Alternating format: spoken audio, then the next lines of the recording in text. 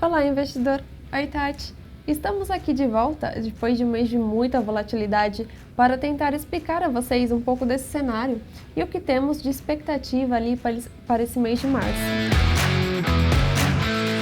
Oi, Sabrina! Olá, investidor! É isso mesmo, em fevereiro o noticiário político e a piora dos dados sobre o avanço do coronavírus no Brasil pressionaram bastante o desempenho da Bolsa. Porque se não bastasse as dificuldades em aprovar essas medidas de ajuste fiscal, as críticas do nosso presidente ao preço dos combustíveis e o anúncio da substituição do atual presidente da Petrobras pelo general Silvio Luna colocaram em xeque o comprometimento de Bolsonaro com as medidas liberais. Lá fora, os investidores começaram a se preocupar com os efeitos da política monetária ultra-expansionista sobre a inflação, pressionando assim os juros de longo prazo e em seguida também os ativos de renda variável.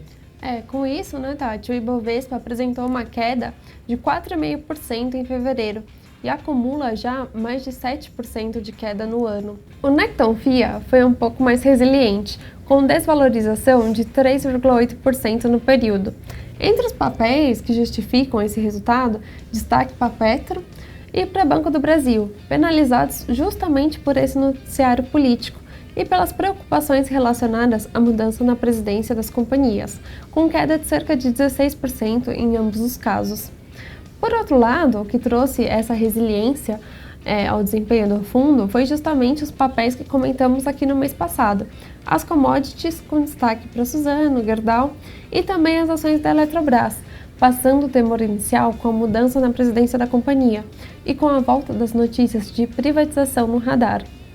Agora, pessoal, vamos falar um pouco sobre o mês de março, tá? Que nós esperamos outro mês com bastante volatilidade. Isso porque o número de casos de infectados pelo coronavírus tem disparado nas últimas semanas, deixando o sistema de saúde à beira de um colapso e gerando um alerta global sobre o desenvolvimento de cepas mais transmissíveis e com risco de reinfecção. Com isso, Tati, fica no radar a possibilidade dos governos locais estender a quarentena. Aqui em São Paulo, por exemplo, já regredimos para a fase vermelha por 15 dias inicialmente, mas o risco é de uma prorrogação desse período ou do anúncio de medidas ainda mais restritivas. Nesse sentido, acelerar o ritmo da vacinação é essencial para conter o avanço da pandemia. É verdade. E em termos políticos, devemos ter um noticiário ainda bastante carregado. Ainda que a PEC emergencial tenha sido aprovada no Senado, respeitando os tetos de gasto, os problemas fiscais ainda continuam, pois não teremos contrapartidas imediatas de cortes de despesa. Sabrina, sobre o auxílio emergencial, a princípio, o limite aprovado ficou em torno de 44 bilhões. Porém, cabe dizer que essa conta está em aberto, pois o presidente pode decretar estado de calamidade caso o avanço da Covid se agrave ainda mais nos próximos meses. E aí essa conta pode aumentar um pouco mais. E aqui no Brasil, destaque para a reunião do Copom também, ali nos dias 16 e 17 de março. A expectativa é que ocorra um aumento dos juros ainda este mês. Esse ajuste, em todo caso, é positivo ao nosso ver, como já mencionamos aqui anteriormente, à medida em que mostra prudência por parte do Banco Central frente à inflação e ao câmbio. Lembrando, Tati, que a estimativa para a Selic no final desse ano, divulgada pelo Boletim Focus, foi recentemente ajustada para cerca de 4%, mas pode subir ainda mais, tendo em vista que a inflação segue superando as expectativas a cada divulgação. No próprio boletim, a estimativa para o índice de preços já foi revisada para cima pela 8ª vez consecutiva. Para o PIB, a estimativa é de um crescimento de 3,3%, principalmente por conta da fraca base de comparação. No mercado externo, por outro lado, temos um cenário mais positivo.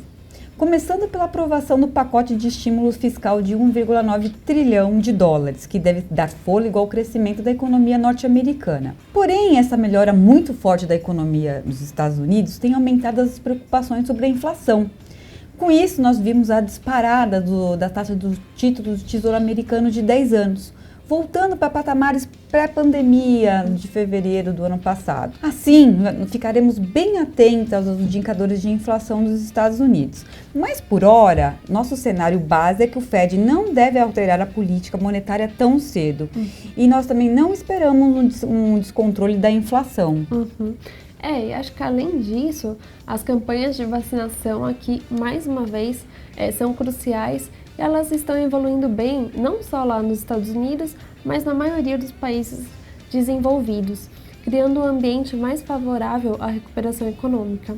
Na China, ainda que a meta oficial de crescimento do PIB anunciada seja de apenas 6%, entendemos que a demanda do gigante asiático vai seguir em expansão, segurando ali o preço das commodities, em preço bastante atrativo. Por isso que nós seguimos aumentando a posição em ações ligadas a esse setor no portfólio do fundo Necton, com a inclusão, inclusive nesse mês, de CSN Mineração na carteira do fundo. Foi um IPO, né, Tati, que nós participamos, olhando ali não apenas o excelente momento para o setor, com a cotação do minério lá em cima, mas também o potencial de crescimento da companhia, cuja capacidade de produção deve dobrar ali até 2025 e mais que triplicar até 2033. A qualidade do minério e o custo de extração também são diferenciais, né? Ficando atrás ali apenas para a Vale. Outra ação que continuamos confiante é a Marfrig. Ainda que não seja especificamente uma empresa de commodities, está bastante relacionada à demanda global, tendo cerca de 90% da sua receita atrelada ao dólar. Além disso, o resultado do quarto trimestre veio muito forte, com um crescimento expressivo no EBITDA, na margem, no lucro líquido, impulsionado pelo crescimento das vendas na América do Norte e na Ásia.